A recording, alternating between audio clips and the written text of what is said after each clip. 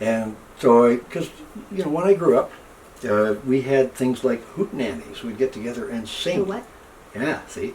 A hootenanny was like a folk song circle, everybody would get together, and we would sing, Where Have All the Flowers Gone? All those tunes from the 60s, Because when I grew up, even if you lived outside the main urban centers, the civil rights movement was huge. The sense of what was happening in the States then with black people trying to get some control of their lives was a huge part of what was going on. Later on, the Vietnam War.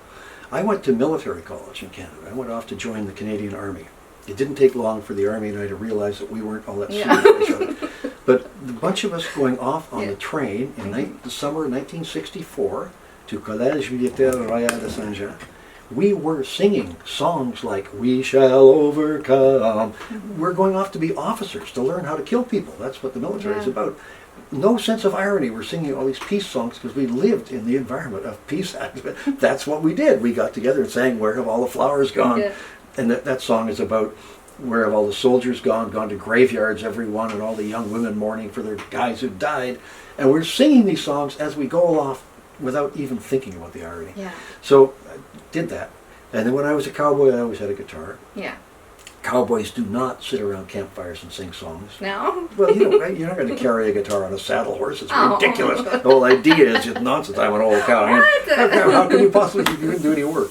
I sang Bob Dylan songs, and I sang. I used to sing dirty songs, because that's cowboys like. So, songs about anyway. Rough kind of. Anyway. I did that for a long time, and I sang a lot of Gordon Lightfoot. You can see the books. I sang a lot of Gordon Lightfoot songs, a lot of Dylan, a lot of Buffy St. Marie, Joan Baez, all of those people who were really popular when I was a young person. Yeah. And so I just knew a lot of tunes.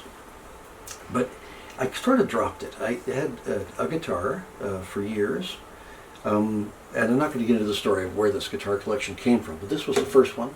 And it's a Guild guitar. All my guitars are all made by the same company, and it's a very good collection of Guild guitars.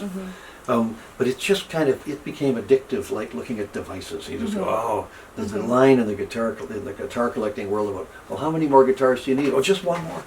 Just one more. But everybody needs just one more. Yeah. So now I'm old enough, I'm starting to actually say, I better start to sell some of these guitars. Yeah. Otherwise, when I die, my kids are going to go, oh my God, there's another guitar. Oh, there's another one. What are they going to do? Find them hidden under places. So I started. I always had a guitar. Always sat around and played for myself.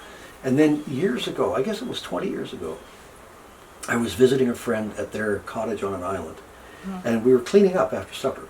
And I started to sing "Swing Low, Sweet Chariot." Swing low. And two other voices joined in, and then two other voices joined in, and we started singing and just doing harmonies, and we sang for about a half an hour. We just sang. It was fantastic. And at the end of that, my dear friend Peter Ladner, who was best man at my wedding, said, "Geez, John, you can sing. You should join our choir." Oh. And I hadn't been part of anybody making music at all. And I joined this choir. It was called the Front Porch Singers, and learned to sing with others that I hadn't done since I was a little kid. And the joy of singing with others is the most therapeutic thing in the whole world for me. Is music and art important to you? Yes. Yeah. Yeah. Absolutely. I heard Gareth was saying, the camera guy. Yep. You guys were in a play together. Yes. So are you always into acting? Well, no, I actually haven't acted until I came to Ashcroft. Oh. I have a family full of actors. Yeah. My sister Margot Kidder was a pretty famous actress, of course. My daughter Janet, I mentioned earlier, is an actor, and Eric Peterson's my brother-in-law. There's just actors all over the place in the family. And I never felt a need or desire to act at all. When I came to Ashcroft after my wife Siri died, we started up to put together this thing to just mostly bring music to town, right? Yeah. And it was a couple of people here, Nadine and Andrea, had done all the groundwork, but we put together a society around it, and it kind of morphed into this acting company.